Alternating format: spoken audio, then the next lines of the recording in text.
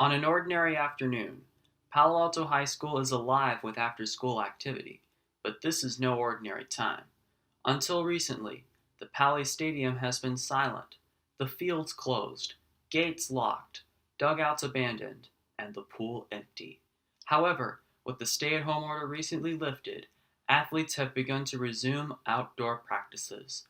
Athletic Director Nelson Gifford spoke with In Focus about new protocols in place to protect both athletes and staff. So currently, the practice sessions are going to look more or less identical to the way they looked prior to us shutting down workouts. What was that, back in November? There'll be the physical distancing, the hand hygiene. You'll be able to share equipment, but you got to clean it. After workouts, that sort of thing. I would say the big difference that the state put in place is that you got to wear masks all the time now. As of right now, there are no testing policies for students.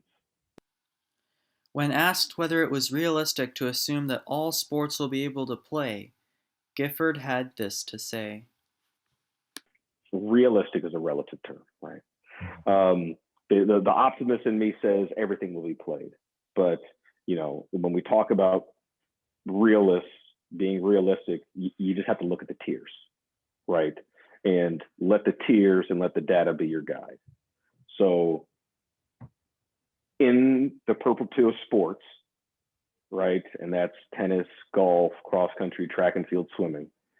If the stay-at-home order is lifted, those sports would be able to compete immediately if they're in season, right? Just like they would, any other year.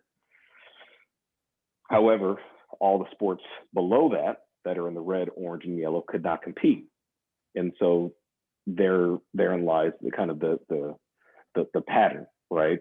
You get to the red tier. Well, now red tier sports can practice and compete.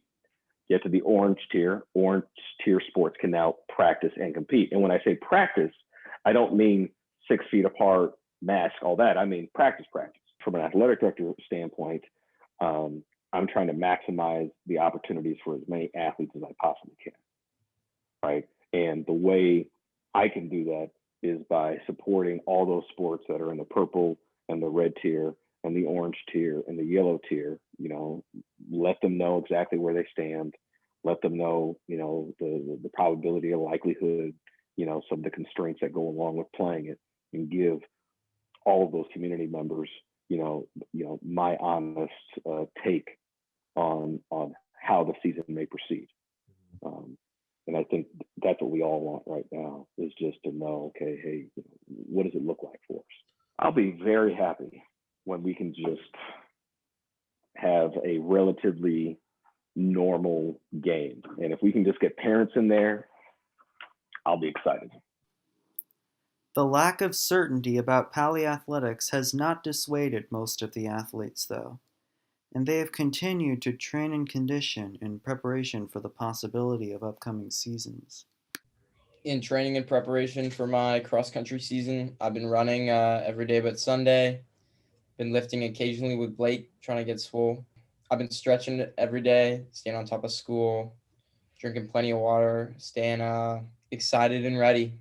I've been training with my lacrosse club every Sunday, and I've also been watching what I eat and drinking plenty of water. I've also been training with my physical therapist to work on my knees because they buckle sometimes if I'm not careful.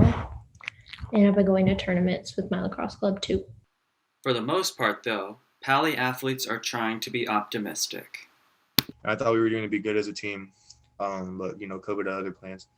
And well, I guess right now all I could do is look forward to senior year.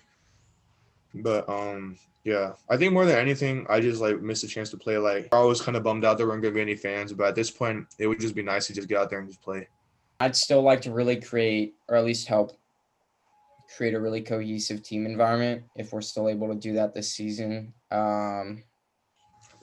Hopefully run fast and track, and I know what's going to get me there is just staying positive and on top of my stuff and having no excuses. For In Focus, I'm Jason Goldie.